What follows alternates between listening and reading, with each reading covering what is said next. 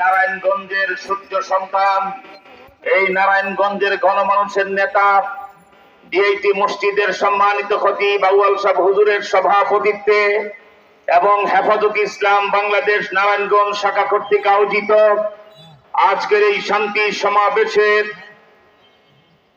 কেন্দ্রীয় এবং স্থানীয় নেতৃবৃন্দ, সংগ্রামী ভাইয়ের আমার, আপনারা মনে রাখবেন, মুসলমান নামদারি কোন মুনাফিকের হাতে যদি ক্ষমতা যায়, তার মধ্যে তিনটা চরিত্র ফুটে উঠে। শাসন করে সে ফেরাউনের মতো, এবং রাজনীতি করে ইয়াজিদের মতো, আর ধর্মচর্চা করে সে আবু জেহেলের মতো। শেখ হাসিনার শাসন ফেরাউনের শাসন ছিল, এতে কোনো সন্দেহ নাই। শেখ হাসিনার রাজনীতি ইয়াজিদের রাজনীতি, কোনো সন্দেহ নাই।